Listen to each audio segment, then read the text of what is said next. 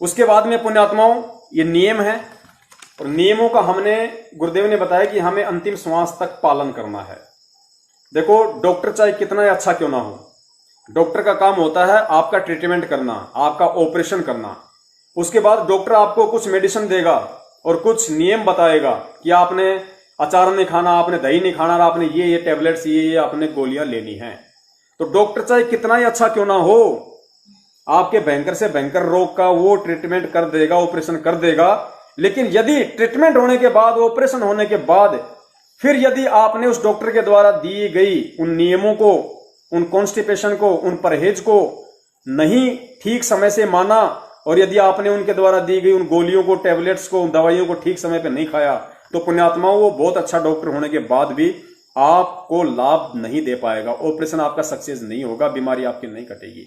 तो हमारे सतगुरु रामपाल जी महाराज जी जो हमारे पूज्य गुरुदेव हैं, वो आध्यात्मिक डॉक्टर हैं और हम सभी मरीज हैं जन्म और मृत्यु के। हमें जन्म और मरण का रोग लगा हुआ है, और उनसे बढ़कर डॉक्टर दुनिया में कोई नहीं है। और जब हम उनसे संकल्प ले लेते हैं या हम उनसे नाम दीक्षा ले लेते हैं, तो वो हमारा ऑपरेशन कर देते हैं, हमारा ऑपरेशन हो गया। उसके बाद गुरुजी हमें कुछ नियम बताते हैं, परहेज बताते हैं, 11 परहेज है, और हमें उन्होंने चरणामृत दे दिया, प्रसाद दे दिया, आरती दे दी, सुनने के लिए जो है उन्होंने हमें सत्संग दे दिए। अब यदि हम उन गोली दवाइयों को नहीं खाएंगे और यदि हम इन नियमों को, ये परहेज यदि हम नहीं करेंगे, तो पुण्यात्माओं डॉक्टर चाहे कितने अच्छा क्यों ना हो, हम लाभ नहीं उठा पाएंगे। तो आपने इन नियमों का पालन सतगुरुदेव जी के आदेश अनुसार करना है। अब नियम क्या है, दास आप जी को समझा देता है। पुण्यात्मा वैसे तो दास का 50% से ऊपर नेट हो गया है, लेकिन परमेश्वर दया करें, फिर भी कोशिश हम करेंगे। फिर भी थोड़ा बहुत अगर कुछ रह गया तो परमात्मा कल संडे को पूरा करवा देंगे उसमें।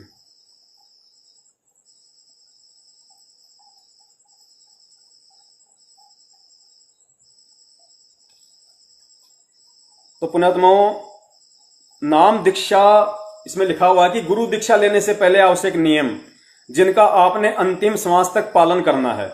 अब पुण्यात्माओं हमें कैसे पालन करना है, हमें कैसे अपने गुरु को भगवान मानना है, गुरुदेव ने एक 9-10 मिनट के सत्संग के माध्यम से इस चीज को समझाने का पूरा प्रयास किया।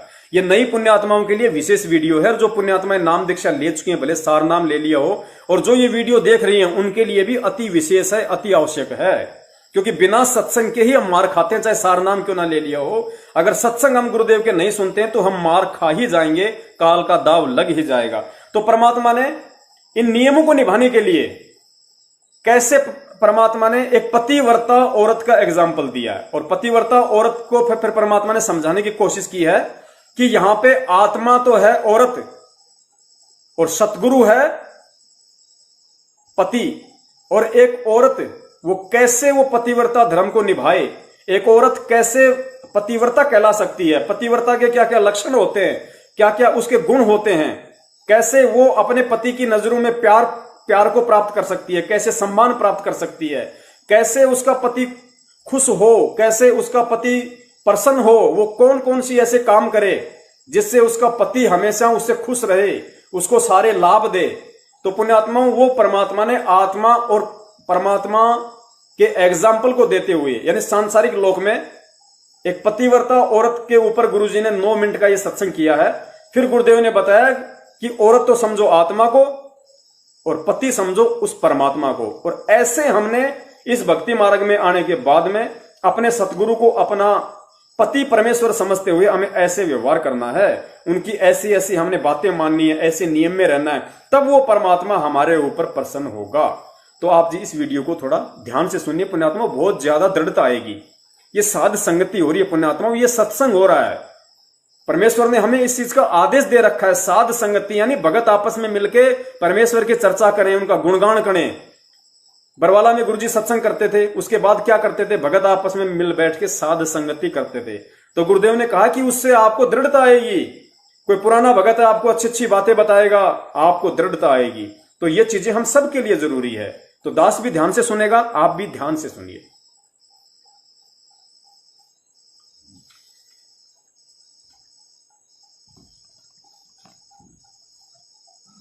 जिस पति को अपनी पत्नी पर शंका हो जाती है तो वो उनमें फिर प्रेम नहीं रहता। और जो पतिव्रता स्त्री है, उसका पति अपने सामर्थ्य के अनुसार उसकी पूरी सुरक्षा करता है, पूरी सुविधाएं देने की चेष्टा करता है। ठीक इसी प्रकार हम आत्माएं, ठीक इसी प्रकार हम सभी आत्माएं उस एक ही परमात्मा की हैं, वो हमारा पति है, सबका मालिक है। पति मीन मालिक, स्वामी, वो हमारा पति है। और हम जब तक उसमें पतिव्रता की तरह आस्था नहीं बनाएंगे, तब तक वो हमारी मदद, हमारी सहायता नहीं पूरी नहीं करेगा। जब हम पतिव्रता की तरह उसके, एक पतिव्रता का अर्थ है कि जैसे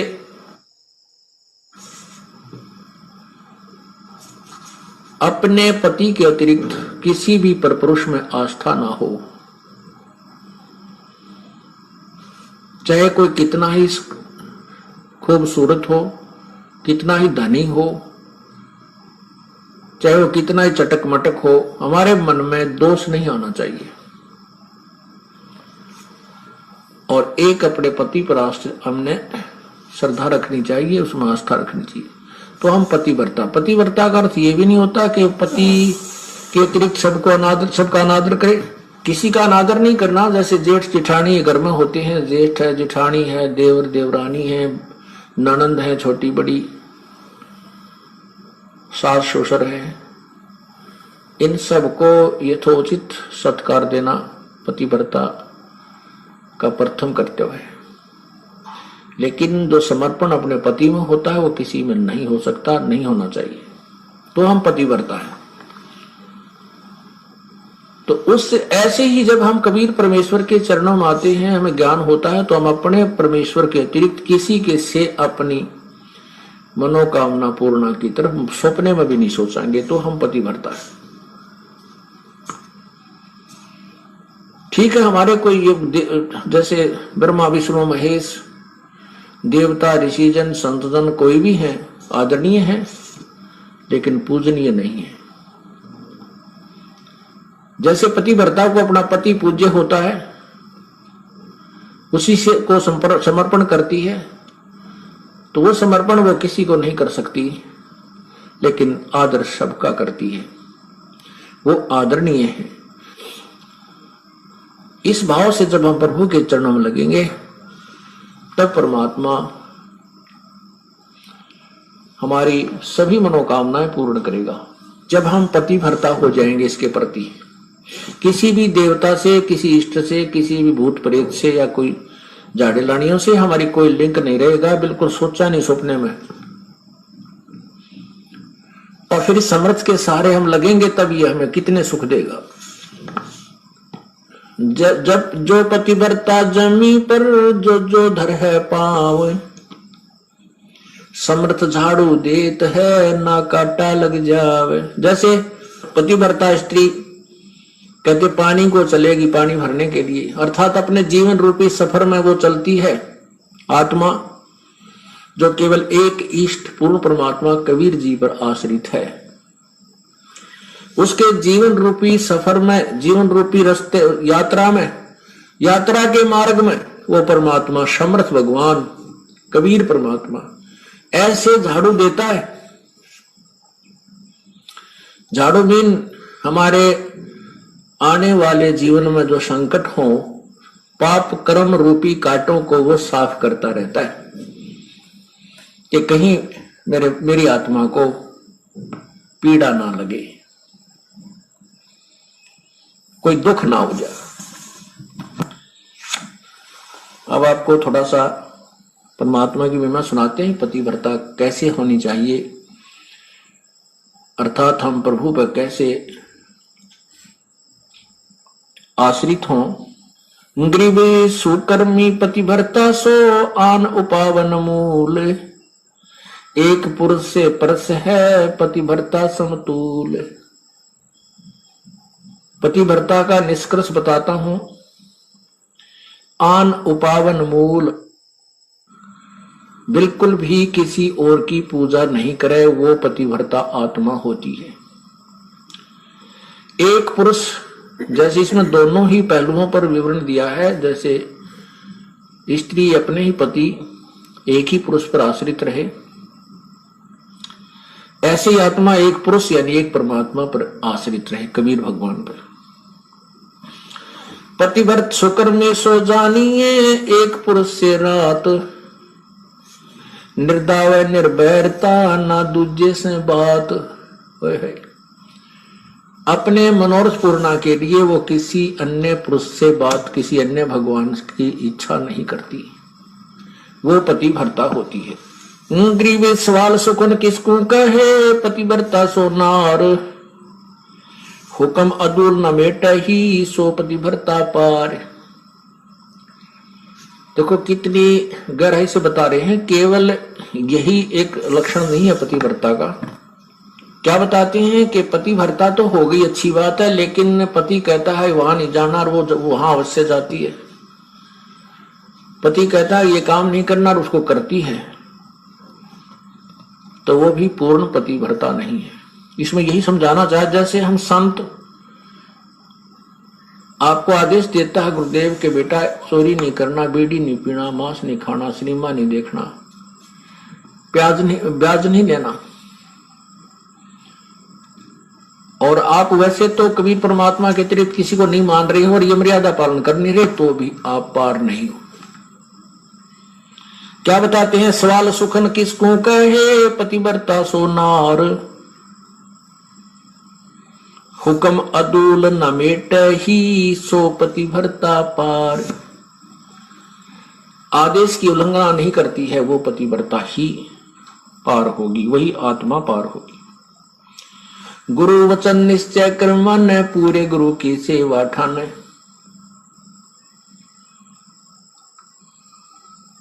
भाई जो गुरु वचन पे डट गे रे, कट गे फंद 84 के, कट गे फंद 84 के, कट गे फंद 84 के।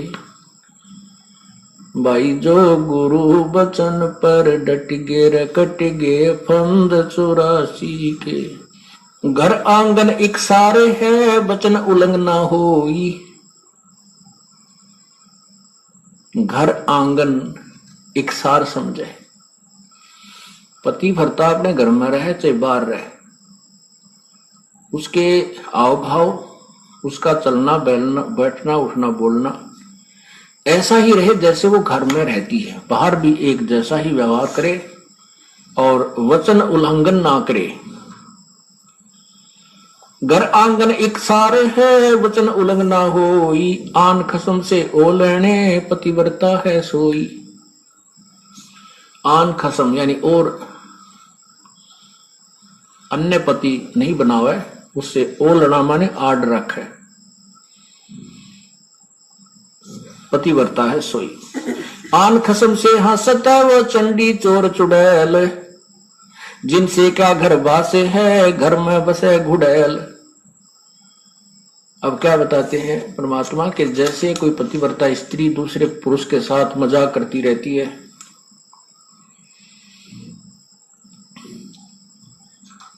तो उससे दुर्भावना पूर्ण करती है, तो उसमें दोष है। वो कहते हैं वो तो एक भूतनी बस है घर में, और उससे क्या घर, जिनसे क्या घर बास है, घर में बसे गुड़ैल। ऐसे ही ये पतिव्रता यहां आत्मा की तरफ ज्यादा संकेत है। परमात्मा कहते हैं कि मुझे ऐसे ही अच्छे नहीं लगोगे यदि तुम ऊपर से तो कबीर साहब करते हो, अब कबीर पंथी हैं, कबीर साहब के मानने वाले, अंदर से सारे देवताओं की पूजा करते रहते हो। आन खसम से हंसत है वो चंडी चोर चुड़ैल। परमात्मा इतने नाराज होते हैं। कहते हैं परमात्मा 100 वर्ष सतगुरु की पूजा, एक दिन आन उपासी। वो अपराधी आत्मा फिर पड़े काल की फांसी। 100 वर्ष तो ये साधना करते रहना जो हम आपको बता रहे हैं, और एक दिन अन्य पूजा कर लेना परमात्मा कहते हैं वो अपराधी आत्मा पड़े काल की फांसी। तो ऐसी गलती क्यों करेंगे हम? तब करेंगे जब हम ज्ञान नहीं सुन पाएंगे और ज्ञान उस दूसरे ज्ञान के लोगों से हम ज्यादा संबंध रखेंगे तो वो हमें विचलित कर डालेंगे। सच्चा पुण्यात्मों, परम पूज्य गुरुदेव सतगुरु रामपाल जी महाराज जी ने हमें कितनी अनमोल बात बताई है। एक पतिव्रता का उदाहरण देकर आत्मा और परमात्मा के विषय की बात बताई है कि किस तरीके से हम नाम दीक्षा लेने के बाद सतगुरु के प्रति समर्पित रहे। अन्य किसी भी गैर पुरुष अर्थात किसी भी देवी देवता साधु संत में सौपन में भी हमारी कोई आस्था नहीं होनी चाहिए और हम वही कर्म करें जो हमारे परम पिता परमेश्वर अर्थात सतगुरु को प्रिय हों, तो हम उन्हें प्रिय लगेंगे। फिर वो हमारी हर ख्वाहिश हर इच्छा वो पूरी करेगा, हमारी हर डिमांड परमात्मा आध्यात्मिक जीवन की पूरी करेगा। तो परमेश्वर की आप लोगों पर विशेष दया उन पुण्यात्माओं पे जो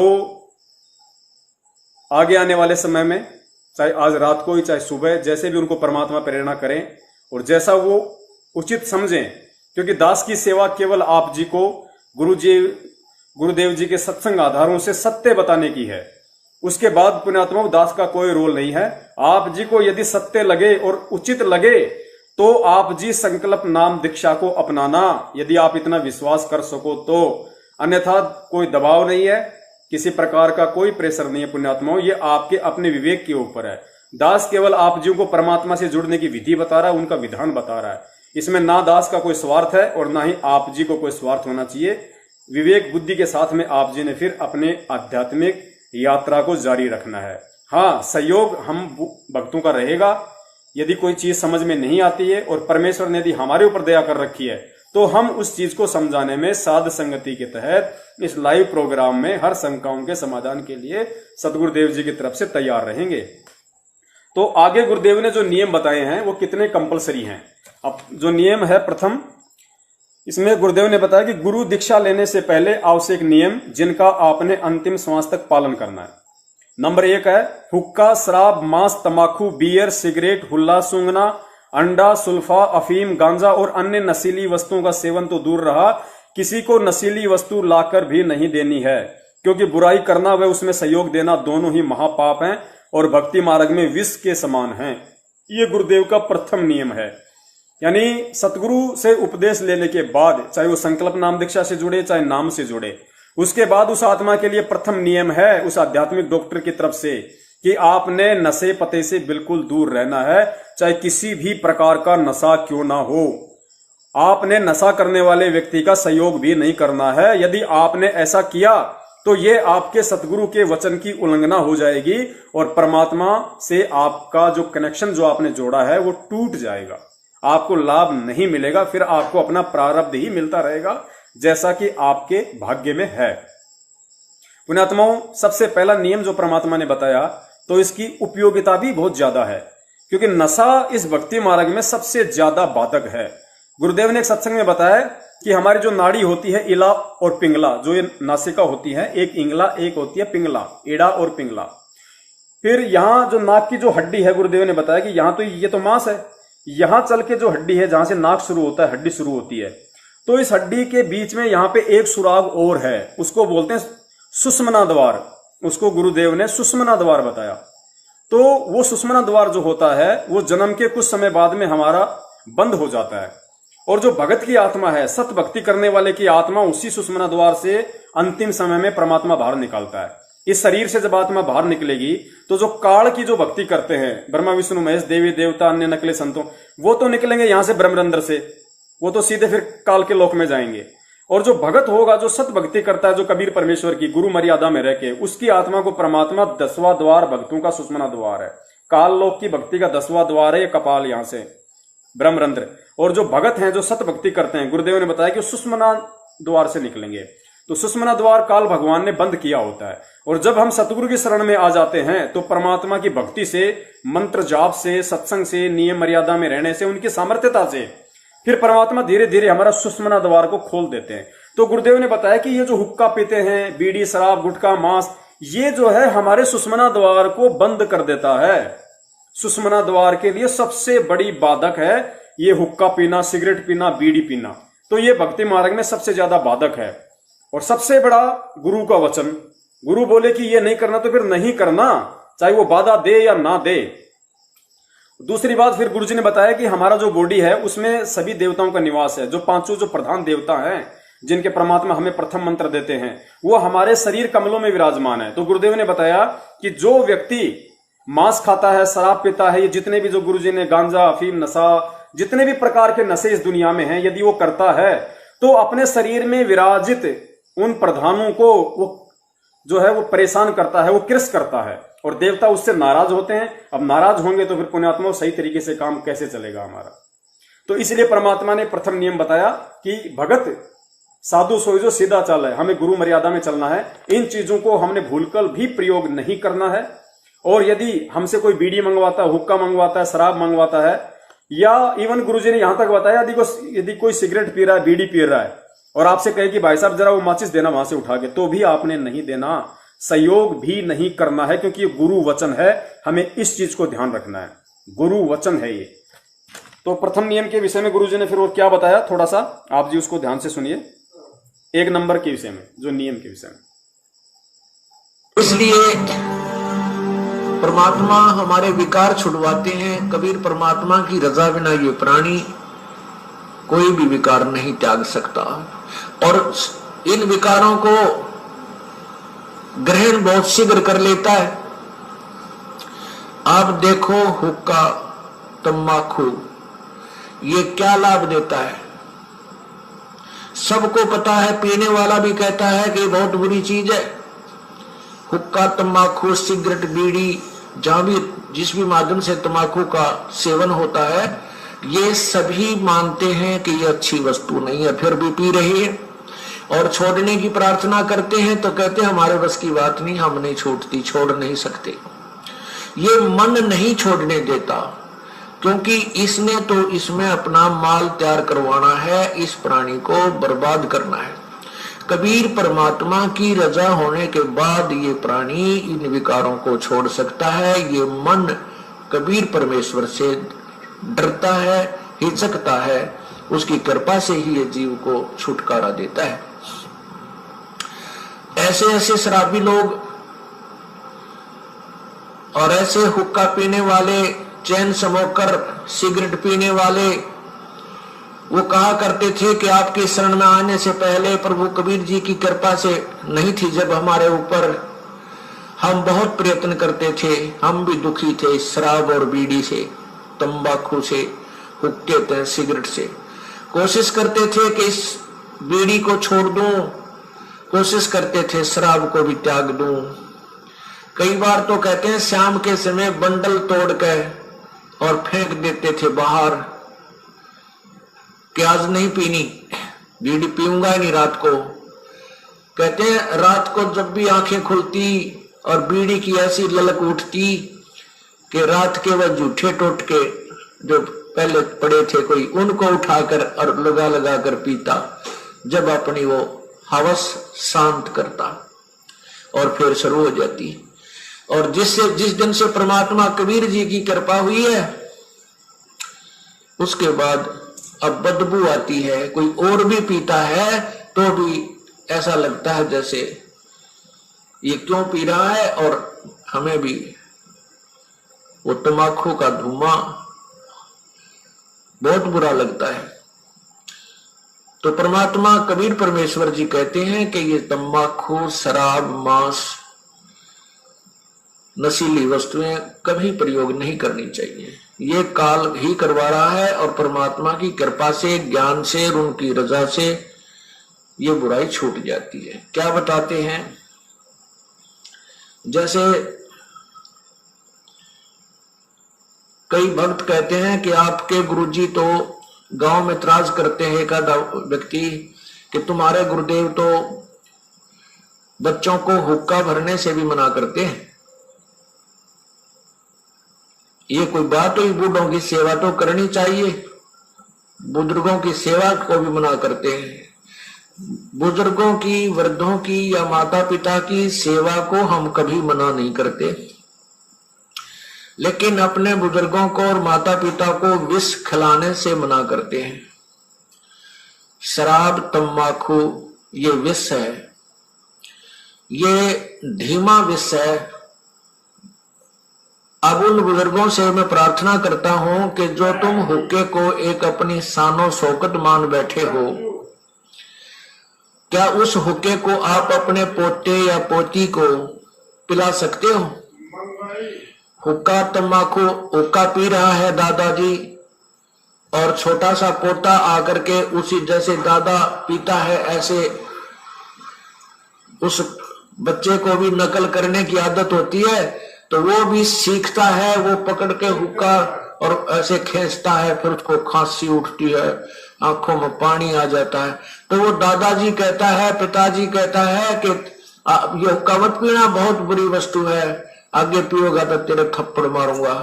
और स्वयं पी रहा है। आप गलती कर रहा है, बच्चा न मना करे, बता कैसे असर होगा। अब जैसे माता पिता या दादा दादी दूध पी रहे होते हैं, पोता पोती दोता दोती आ जाते हैं, अपने मुंह से छोड़कर उनको पिलाता है, ले बेटा थोड़ा सा दूध पी पी उनको बेला फुसला कर, देख तेरी चोटी बढ़ गई, देख कितनी बड़ी चोटी होगी, और एक घूंट पी ले। तो वो अच्छी वस्तु है, दूध पिला रहा है दादा दादी माता पिता भाई बहन। लेकिन हुक्के को मना भी करता है कि खबरदार जो हुक्का पिया तो पीटूंगा तुझे, और स्वयं पी रहा है। और हुक्के को फिर कहते हैं, हुक्का भरने से मना करता है आपके गुरुजी, या बहुत गलत बात से। अरे नादानो, ये तो ऐसा खतरनाक विष है, इसका सबसे बड़ा पाप बताया हुक्के में तंबाकू में। क्या बताते? 100 नारी जारी करे सुरापान 100 बार, एक चलम हुक्का भरे वो डूबे काली दार। ओहो, एक परत्रिया के पास गमन करने का कितना पाप बताते हैं। पर द्वारा स्त्री का खोले 70 जन्म अंधा हो डोले, मदरा पीवे कड़वा पानी 70 जन्म स्वान के जानी। और फिर कहते सुरापान मदमासा हारी, गमन करे भोग पर नारी 70 जन्म कटेंगे शीसम, साक्षी साहेब है जगदीशम। ओए होए, परमात्मा आदरणीय गरीबदास साहेब जी अपने भगवान कबीर साहब को साक्षी रख के कह रहे हैं कि जो विकार तुम कर रहे हो ये कितने भयंकर हैं। क्या बताया है कि मदरा पीवे कड़वा पानी और 70 जन्म कुत्ते के जानी। जो शराब पीते हैं एक बार उसके 70 जन्म कुत्ते के होंगे, कंटिन्यूसली 70 जन्म। ओए होए, और फिर क्या कहते हैं? सुरापान मदमासा हारी। सुरापान कहते हैं शराब पीने वाला, शराब पीता है जो, और मांस आहार करता है। और गमन करे भोग पर नारी, जो दूसरे की पत्नी के पास दुराचार करता है, तो उनके साथ क्या बनेगी? 70 जन्म कटेंगे शीसम, साक्षी साहेब है जगदीशम। उन लोगों के 70 जन्म शीश कटेंगे, कि तो बकरा बनेगा, कि तो मुर्गा बनेगा, कि तो वैसे, कि तो गंडासे में आकर कटेगा, कि तो थ्रेसर में आकर नाड़ आ जाएगी। यानी दुर्गति से मौत होगी, बुरे जन्म होंगे। उसके लिए बताते हैं कि 100 नारी जारी करे सुरापान 100 बार। ओए होए, मदरा पीवे कड़वा पानी, शराब पीवे उसके 70 जन्म कुत्ते के होंगे। और ये 100 बार पीने वाला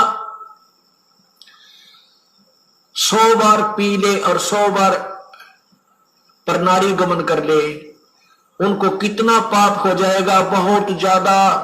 कहते उन सबको मिलाकर एक हुक्का पीने वाले को, एक हुक्का भरने वाले को पाप है। पीने वाले गेला तक के बनेगी, क्या बुरा हाल होगा उसका जो केवल भरकर देता है, पीने का सहयोग देता है, उसकी ये दुर्गति। और पीने वाले का तो पता नहीं कितना जुल्म होगा उसके ऊपर।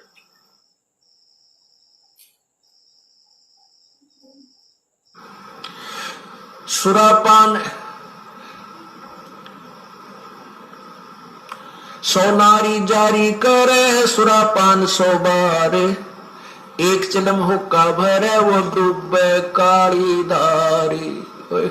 इसलिए मना करते हैं कि तुम हुक्का भी भर के मत देना। उन जो पाप कमा रहे हैं स्वयं भी नरक में जा रहे हैं और उसमें सहयोगी बना रहे हैं अपने पुत्र पुत्रियों को, पौत्र पौत्रियों को या पुत्र वधुओं को भी आजकल हुक्का भरवाने लगे। हमारे भी पूर्वज हुक्का पिया करते थे, हमारे पिताजी भी पीते थे, माताजी भी पिया करती बिना ज्ञान के।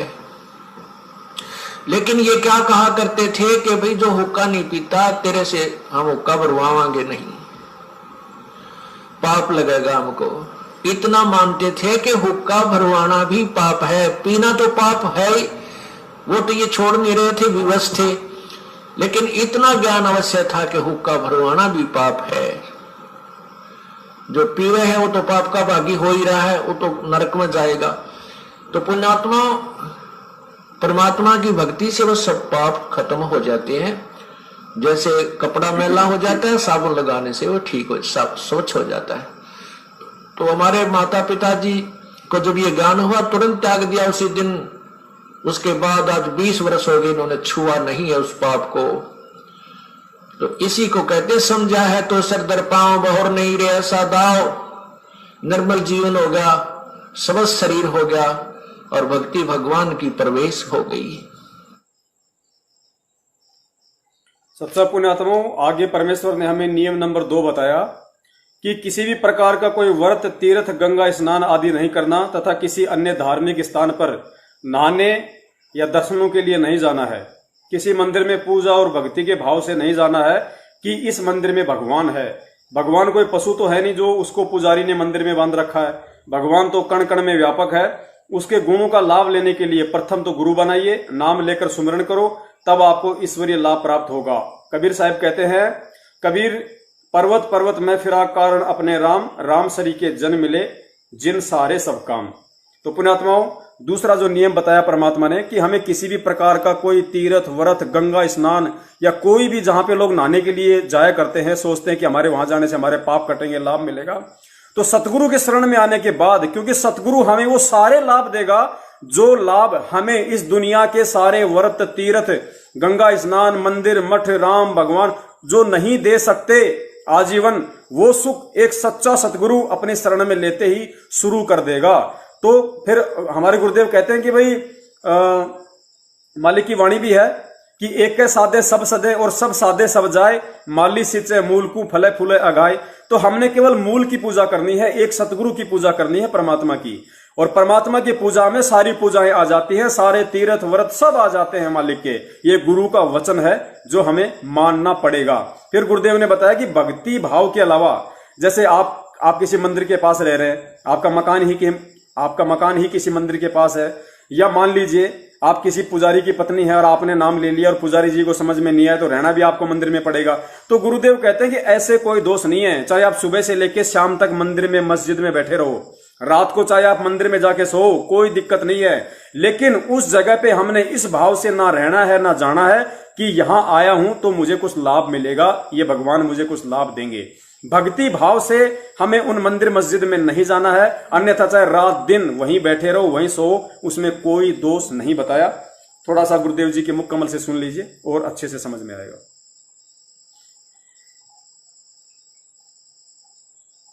कहीं पर आप देखते हो इन भ्रमित किए हुए अज्ञानी ऋषि संतों के द्वारा के फलाने स्थान पर का पर्व होगा, वहां पर भी लगेगी, पर भी वो है इनकी 1 घंटा 1.5 घंटा स्नान का समय निर्धारित करते हैं किसी सरोवर, तालाब या दरिया में। जो स्नान कर लेगा उसका बेड़ा पार हो जाएगा। ये कर रखा है ना ऐसा जुल्म। वहां बेड़ा पार नहीं, बेड़ा गर्क होता है। कैसे होता है? एक समय हरिद्वार के अंदर हर की पैड़ियों पर ये पर्व भी लगी थी। कुंभ के पर्व के ऊपर स्नान का समय निर्धारित किया था इन्होंने। वहां पर ये सभी त्रिगुण उपासक, रजगुण ब्रह्मा, सदगुण विष्णु, तमगुण शिव जी के उपासक, ये गिरी, पुरी और नागा, वैष्णो, ये कनपाड़े नाथ और बिना कन पाड़े ये सारे वहां इकट्ठे हो गए स्नान के लिए। स्नान करने का जब समय आया, वहां क्या होता है, गिरी अलग ग्रुप में, पूरी अपने न्यारे ग्रुप में, नागा अलग से इकट्ठे हो जाते हैं, वैष्णव अलग से इकट्ठे हो जाते हैं। वहां से फिर स्नान करने के लिए चलते हैं अपने अपने मुखिया के पीछे। सबसे पहले नागा चले गए ऊपर भी नहाने के लिए, पर भी लेन मोक्ष प्राप्ति के लिए बेड़ा पार कराने गए थे नागा। सबसे पहले पैर की पैड़ियों पर खड़े हो गए स्नान करने के लिए। पीछे से आगे ये सतगुण विष्णु जी के उपासक वैष्णव साधु आए। उन्होंने कहा, अरे नागाओ, पहले हम स्नान करेंगे, हम सर्वश्रेष्ठ हैं, तुम बाहर आओ, अभी स्नान नहीं करना तुमने। तैयारी पकड़ रहे थे स्नान करने की। नागा कहने लगे, नहीं, हम सर्वश्रेष्ठ हैं, हम त्यागी और बैरागी हैं, हम कोई वस्त्र तक भी नहीं स्तन पर रखते, हमको नी इच्छा फिरते हैं, हम सर्वश्रेष्ठ हैं, हम प्रथम स्नान करेंगे। अब वैष्णु साधुओं ने कहा कि तुम बाहर आ जाओ नागो, तुम काहे के श्रेष्ठ हो, तुम नहाते ना धोते, राख लपेटे फिरते हो, शरण फड़ तुम टट्टी के हाथ भी नहीं धोते, और तुम काहे के श्रेष्ठ हो, बाहर आओ, हम प्रथम स्नान करेंगे।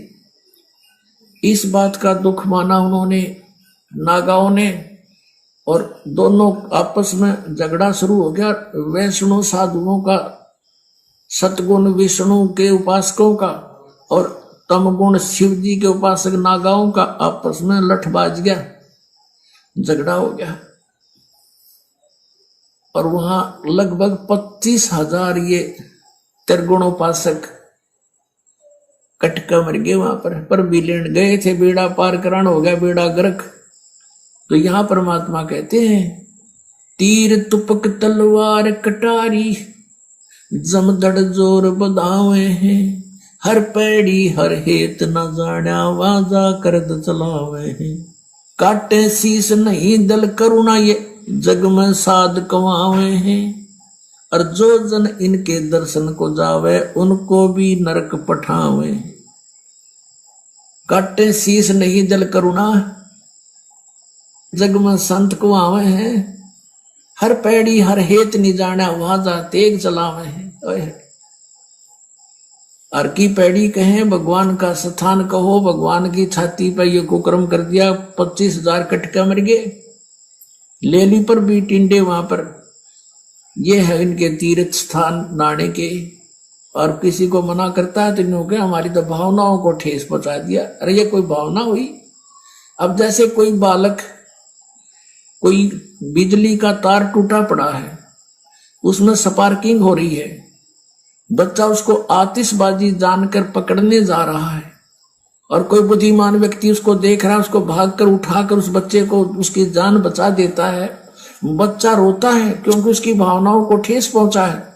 वो तो उसको पकड़ना चाहता था, और उसको पता था उस बद्दर पुरुष को कि ये मर जाएगा। फिर भावनाओं को वहां ठेस पहुंचाना अनिवार्य था। तो इस दास का उद्देश्य यही है, इसको अगर तुम ठेस मानते हो तो ठेस सही, पर तुम्हारी जान बचेगी ना, सारी वीरान मट्टी होगी आपकी, क्योंकि शास्त्र विरुद्ध साधना करके। तो यहां क्या बताते हैं, चारों युग में संत पुकारे, कूक कहा हम हेल रे, हीरे माणिक मोती बरसे, ये जग चुगता डेल रे।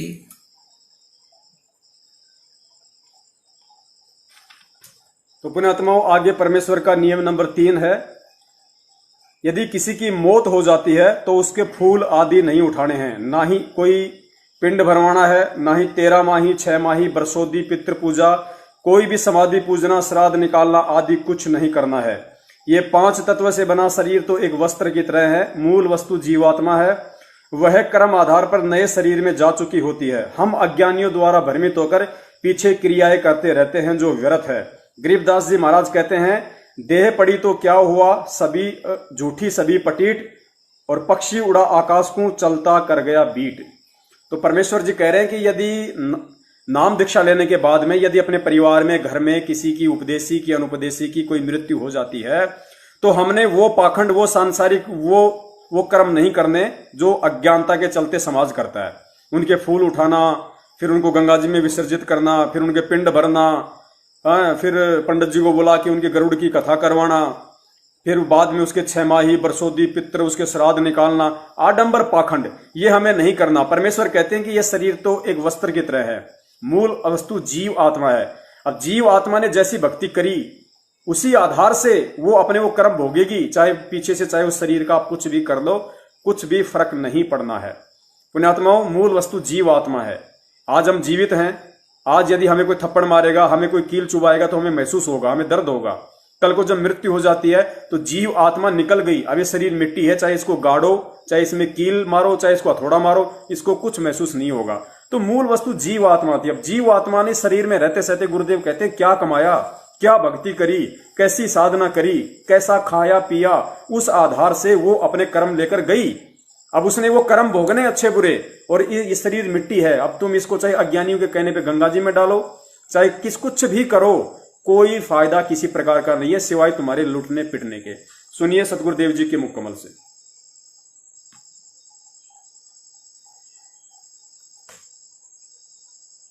ये फूल क्यों उठाते हैं? अस्थियां, अस्थियां जो व्यक्ति मर जाता है, मृत्यु हो जाती है स्त्री पुरुष की, तो उसको जला देते हैं, स्वाहा करते हैं हिंदू रीति में, हिंदू समाज में। तो फिर उसका वो अस्थियां क्यों उठाते हैं? अब ये पहले जीव आत्मा जाता है तपस्या पे, मनुष्य शरीरधारी, वहां इसका बक्कल उतर ले है, इसमें से जो गंध है वो निकाल कर फिर यू भेजा धर्मराज के पास। धर्मराज के पास इसका ऑटोमेटिक कैलकुलेशन पावर है, ये इतने कर्म किए, ये तेरा जीवन जा भागवा, तो ये प्रेत बन जाता है मान लीजिए। तो प्रेत बनते ही फिर सीधा इसको पटकते हैं नीचे, ये सीधा आता अपने घर में इतनी लंबी कील गाड़े पावे, फिर यू बार बार फिर देखता है तेरे शरीर को कहां ले गए थे, शमशान घाट में। वहां पहुंचता है ये सूक्ष्म शरीर में, ये प्रेत आत्मा बनकर। तो वहां वो अपनी हड्डियों को अपनी मानकर उनका चिपक जाता है, अकिया मेरी या मेरी को ताजा जला पावे, नारी पहचान हो सब उसकी है, उसका चिपक जाए, ये है मेरा शरीर।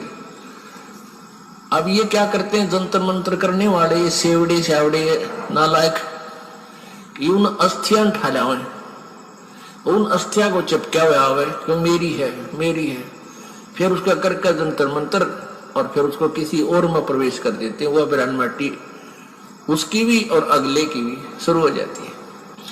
तो इन पेट भर संतों ने, ऋषियों ने, गुरुओं ने क्या सोचा कि इन एक धंधा और दे जा, जिसका मरे है ये स्त्री या पुरुष। उनको ये कहने लगे, इनके पास कोई मोक्ष मार्ग तो था नहीं कि इसका कल्याण हो जाए बेचारे का। तो वो नो कहने लगे, तुम इन सारी राख न डाल के और गंगा में बहा दो। अब गंगा में, दरिया में डालने पाछे वो कितना का कित जाएगा, उसका भूत ने बेरा पट्टा ना कौन सी तेरी थी। तो अब उनका मानना ये था उन गुरुओं का कि इस राख ने ठुआ के और दूर गिर का गंगा में, और वहां और दुकान खोल ली, वहां बैठ के पांडे कि भाई मोक्ष कराना है तुम्हारे पिता का, वहां वो जंतर मंत्र करेंगे, उनको कुछ दक्षिणा देना, उनकी फिर सेटिंग, उनके एजेंट वो गांव गांव के ब्राह्मण, वो गुरु नकली, इन्हें बहुत जबरदस्त जाल फैला रखा था जीव ब्रह्मांड का।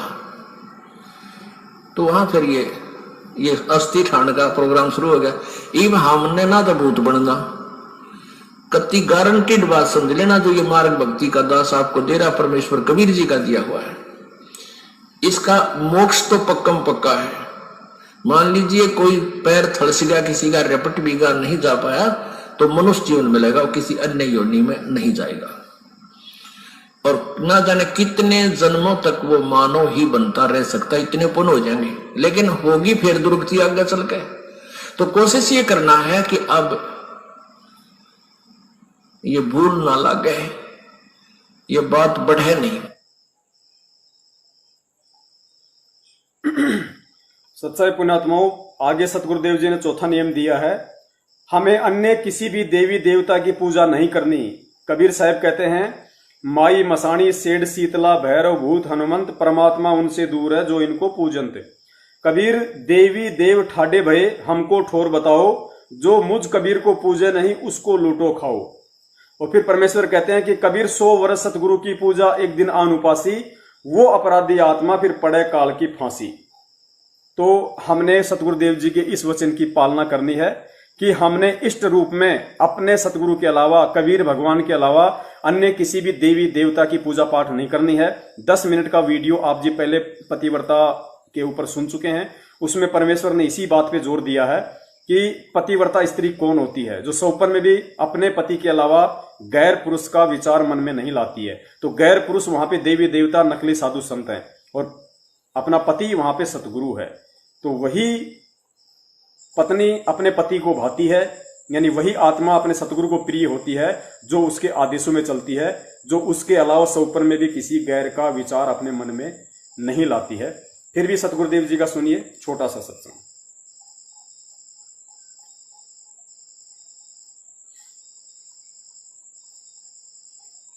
अब हम उस परमात्मा को इष्ट मानकर पूजा करेंगे तो हमारी शास्त्र अनुकूल साधना होगी। और इसमें कहा है कि सारा जो शास्त्र अनुकूल साधना करने से हमारे शुभ संस्कार बनेंगे। ये भक्ति रूपी पौधा बड़ा होगा, ब्रह्मा विष्णु महेश के पास हमारे संस्कार जाएंगे, और ये बिना मांगे आपको देंगे, आपको बिना मांगे देंगे। जैसे फल लदपत हो बेटे निया के, आप भी खाओ और रिश्तेदार भी ले जाओ और पड़ोसी भी तोड़ ले जाओ तो भी समाप्त ना हो। तो इतना इस प्रकार हमारा ये पूरा भक्ति क्रम पूरा होता है। तो हम आपको सबसे पहले परमात्मा ने कहा है कि तीनों देवा इन कमल दलों में बसे, ये ब्रह्मा विष्णु महेश, और प्रथम इनकी वंदना और फिर सतगुरु उपदेश। तो हम इनकी पूजा नहीं कर रहे, हम किसी का किराया दे रहे हैं। जैसे हम टैक्स भर रहे हैं बिजली का, हम बिल भर रहे हैं इसका टेलीफोन का, वो पूजा थोड़ी कर रहे हैं, वो तो हम उनको दे रहे हैं। तो हमें हमारी सुविधाएं जारी रखेंगे, नहीं देंगे तो कनेक्शन काट देंगे। तो हम शास्त्र अनुकूल साधना कंप्लीट कोर्स ना करके अपनी अपनी डफली पीट रहे हैं, जिस कारण से हम परमात्मा से मिलने वाली साधना से वंचित होकर के हम नास्तिक होते जा रहे थे। अब परमात्मा ने दया करी आपके ऊपर और इस दास के ऊपर। इस दास को बनाया वो तत्वदर्शी संत, और जो ज्ञान परमात्मा 600 वर्ष पहले छुपा गए थे खजाना, इस दास को चाबी दे दी। अब दास ने खोल दिया उसके बच्चों के सामने, अब खाओ और खरटो, चलो सतलोक में।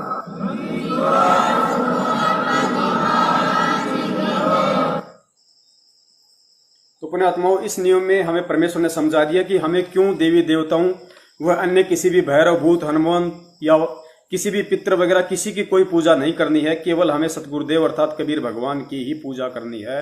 अन्य से हमें ना कोई लाभ होना है। और यदि हमने ये गलती की तो सतगुरु के वचन की उल्लंघना होने से हम भक्ति मर्यादाओं से दूर हो जाते हैं। दूसरी बात, हमें परमेश्वर ने बताया कि हम कोई भक्ति छुड़वाते नहीं ब्रह्मा विष्णु महेश की, लेकिन पूजा हमें केवल अपने सतगुरु की ही करनी है, परमात्मा की ही करनी है। हमें इनकी साधना करनी है। साधना अगर करते रहेंगे तो हमें यहाँ की सुख सुविधा मिलती रहेगी, क्योंकि ये ब्रह्मा विष्णु महेश जी यहाँ के मैनेजर हैं, और परमात्मा हमें जो भी लाभ देगा वो इन मैनेजरों के माध्यम से ही देगा, क्योंकि ये व्यवस्था भी परमात्मा ने ही की हुई है। तो इसलिए परमात्मा हमें ब्रह्मा विष्णु महेश जी से लाभ लेने का वास्तविक विधि बता देते हैं। वास्तविक इनके जो मंत्र हैं वो हमें उन्होंने दे दिए। तो हमने केवल जब तक हम यहाँ रहेंगे इस शरीर में, तब तक हम केवल इनसे सुख सुविधा लेते रहेंगे, जो परमेश्वर के माध्यम से जो परमेश्वर इनको देंगे और ये हमारे को देंगे। तो हमने केवल इनकी साधना करनी है, भक्ति इनकी पूजा नहीं करनी है। हमें परमेश्वर इनके वास्तविक भक्ति मंत्र बता रहे हैं जिनसे ये जल्दी आकर्षित होंगे। एक सत्संग में गुरुदेव ने बताया कि जैसे भैंसा को भैंसा राम करते रहो नहीं देखेगा, आप कुत्ते को कुत्ता कुत्ता बोलते रहो वो नहीं देखेगा, क्योंकि वो तो उनके शरीर के नाम है, लेकिन उनको आकर्षित करने का क्या मंत्र है वो अलग है। अब जैसे भैंसा राम है, उसको भैंसा राम कहोगे नहीं देखेगा। तो गुरुदेव ने कहा कि उसको थोड़ा सा बोल दो उड़ रही, तो गुरुदेव कहते हैं तुरंत देखेगा, कान खड़े कर लेगा कहां से आवाज आई।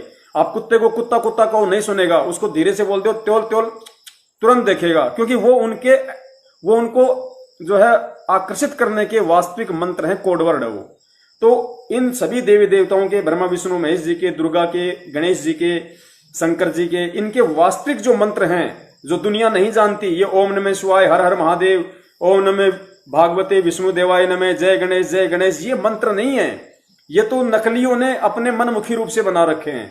वास्तविक इन देवी देवताओं के जो मंत्र हैं वो सतगुरुदेव जी हमें देते हैं, ताकि इनसे ये देवता जल्दी जो है हमारी तरफ आकर्षित होते हैं।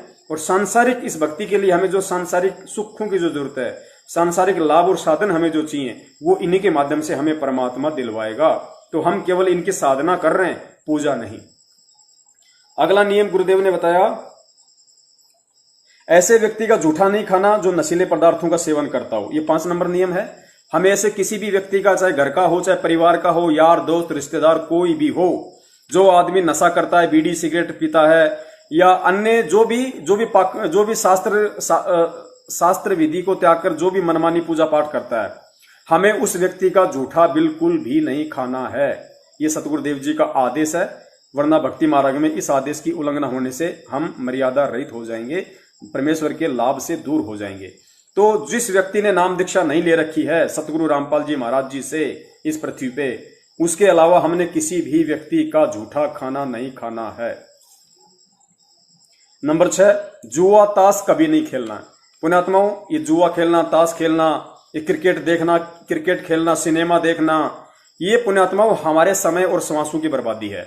भक्ति मार्ग में अब हमें इन चीजों की कोई आवश्यकता नहीं है, और ना ही इन चीजों को हमें अपना बिजनेस बनाना है, ना ही इन चीजों को हमें अपना कैरियर बनाना है।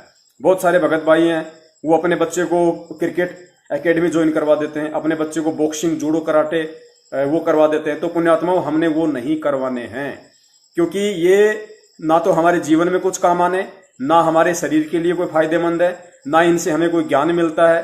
तो ये चीजें हमें बिल्कुल भी नहीं करनी है। और सुनिए आप जी सतगुरुदेव जी के मुख कमल से गुरुदेव जी ने क्या आदेश दिया।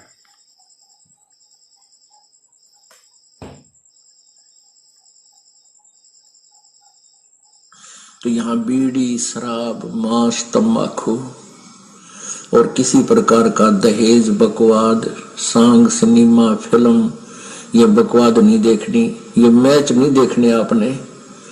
अब क्योंकि जब हम साधु हो जाएंगे, संत हो जाएंगे, जब हमने पता लग जाएगा कि देखा कोई देखने की चीज है, ये ताश खेल रहे हैं, मार बेगम हर कभी लेना नहीं देना, क्यों मन में बकवाद चाहिए, और सारा दिन सुबह से लेकर शाम तक लेट कर देखेंगे। और इसी तरह ये मैच, क्रिकेट के मैच 3-3 दिन आंख पाड़े बैठे रहे, क्या मतलब है इसका? अपनी भक्ति करे, मालिक ने याद करे, वह खेलना और हम देखा। जैसे मैं लड्डू खाऊं और तुम देखो, ओहो वो 2 खा गया, तुमने क्या मिला हो आदमियों। तो ये बालक बुद्धि से हमने थोड़ा हटके चलना पड़ेगा। वह तो अपने पैसे कमाओ, करोड़पति हो गए हैं, अरे ये भोली आत्मा उड़ बैठे बेमतलब टीवियां पर बैठे रहे, काम भी छोड़ दे। तो ये सारी बीमारी इस आधुनिक उपकरण का दुरुपयोग से होगी। ये फिल्म बकवाद गढ़ सारी उल्टे सुलटे हैं। किसी ब्याह दिखाओ लड़की का, एडवर्टाइजमेंट करो न, घोड़ा पर, बाजों पर, डीजे, वह बीमारी सारे समाज में ठोक दी। और हम इससे उल्टा हटाएंगे। भक्ति तभी से रखना, अगर आपने जुटते ही रखने हैं तो चाम के नहीं रखना, क्योंकि ये पशुओं को बेरहमी से मारा जाता है और उनसे काट कर ये चाम तैयार किया जाता है। पहले पुराने समय में जो चर्मकार यानी चमार जो जूते बनाते थे, वो जीवित पशु को नहीं मारते थे। पशु मर जाते थे, उनकी खाल उतार करके अपनी मेहनत से उसको फिर जूता बनाने योग्य तैयार कर लेते थे।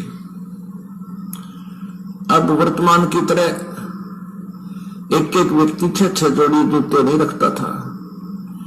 एक जूता जोड़ी, वह भी कति टूट ले, लित्र बन ले, उसके फिर थेगड़ी लवाए जाते थे और पहनते रहते थे। अब वर्तमान में तो बहुत जुल्म हो रहा है। भैंसों को, काटड़ों को, गौवों को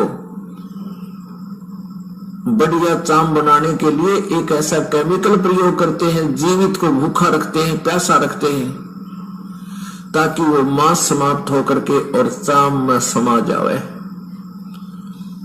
और उसके जीवित के ऊपर ही फिर कहते हैं बहुत जबरदस्त गर्म पानी डाल देते हैं, वो फूल जावे और वो पशु बहुत बुरी तरह चिल्ला रहा होता है। फिर उनको काट दिया जाता है गर्दन से और फिर वो बढ़िया जूते बनाए जाते हैं। तो पुण्यात्मा, जिस दिन से इस दास को ये ज्ञान हुआ है, चांद के जूते, चांद की बेल्ट उसी दिन से त्याग दी थी। ऐसे ही आप जी को चाहिए कि चांद प्रयोग ही करना बंद कर दो, फिर अपने आप इन जीवों की हिंसा बंद हो जाएगी। मांस खाना बंद कर दो, अपने आप सुधार होना शुरू हो जाएगा। ये बातें कहन सुन से नहीं, ये किसी तरीके से इनका अंत किया जा सकता है। आजकल और अन्य बहुत अच्छे पैक्सर वगैरह के जूते आते हैं, उनको पहन लीजिए।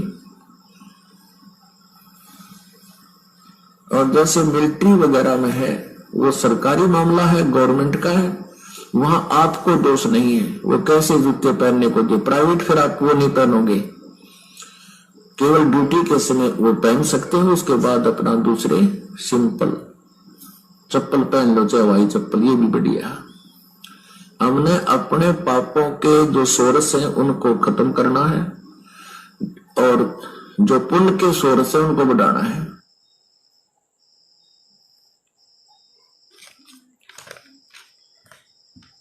पुण्यात्माओं, आगे 7वां नियम है, किसी भी प्रकार के खुशी के अवसर पर नाचना व अश्लील गाने गाना सख्त मना है। जाहिर सी बात है, हम भगत हैं, हमें बकवादों से दूर होना होगा, हमें केवल भगवान के नजदीक जाना है और भगवान के नजदीक जाना है तो हमें इन सभी बकवादों से दूर हटना पड़ेगा।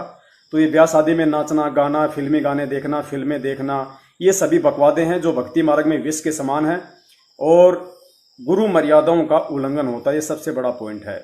इनके नुकसान तो है ही हैं, क्योंकि हमारा जो मस्तिष्क है ये एक मेमोरी कार्ड है और गुरुदेव कहते हैं हम इसमें जैसा भरेंगे वैसा ही बाहर निकलेगा।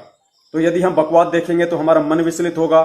और दूसरी बात, जब यदि बकवादे हम देखेंगे, फिल्म देखेंगे, ये गाने देखेंगे, और परमेश्वर कहते हैं जब तुम भक्ति करने बैठोगे, मंत्र करने बैठोगे, आरती करने बैठोगे, तो काल भगवान जो तुमने बकवाद इस मेमोरी कार्ड में फीड की है, वो फिल्में, वो क्रिकेट, वो फालतू के लोगों के साथ में बैठना, उल्टी सीधी बातें करना, जो बकवाद तुमने इस मेमोरी कार्ड में भरी है, और जब तुम भक्ति शुरू करोगे तो काल भगवान उस मेमोरी को चालू कर देगा, तो तुम्हें भक्ति में मन नहीं लगने देगा। वो बकवादे तुम्हारे अंदर आएंगे बार बार, वो फिल्मी गाने याद आएंगे, यार दोस्तों के साथ बैठ के की गई मीटिंगें याद आएंगी। तो भक्ति मार्ग में ये विष के समान है और गुरु का आदेश है। नियम नंबर 9, नियम नंबर 8, अपने गुरुदेव जी की आज्ञा के बिना घर में किसी प्रकार का यज्ञ हवन धार्मिक अनुष्ठान नहीं करवाना है। बंदी छोड़ अपनी वाणी में कहते हैं, गुरु बिन यज्ञ हवन जो कर ही मिथ्या जाए कभू नफल ही। गुरु बिन होम यज्ञ जो साधे औरों 10 मन पातक लागे। यानी गुरु जी की आज्ञा के बिना जब आप भक्ति मार्ग में आ जाओ तो गुरु जी यानी सतगुरु रामपाल जी महाराज जी के आज्ञा के बिना आपने किसी से कोई पाठ धर्म यज्ञ हवन नहीं करना है। आपने कोई बड़ा भंडारा नहीं करवाना इस मकसद से कि मुझे लाभ मिले। भाई भगत अगर आपस में मिल रहे हो, परमात्मा की चर्चा कर रहे हो, तो चाहे 100 भगत इकट्ठे हो, 200 भगत इकट्ठे हो, वहां बैठ के यदि परमात्मा की चर्चा के नाम पे या किसी सत्संग के बहाने यदि आप इकट्ठे हुए हो तो आप वहां पे आओ। चाय पानी भी हमें पीनी है, भंडारा भी करना है, साधारण भंडारा, लेकिन ये सोच के नहीं कि मैं जगत वालों को भंडारा करवाऊं, मुझे लाभ हो जाएगा, मैं उनको कंबल बांटूं, ये नहीं करना। फिर किसी भी अन्य गुरु से या किसी भी व्यक्ति से हमें पाठ हवन यज्ञ नहीं करवाना। गुरु के अलावा हमें किसी से कोई पाठ नहीं करवाना। आज जितने भी लोग जो सतलोक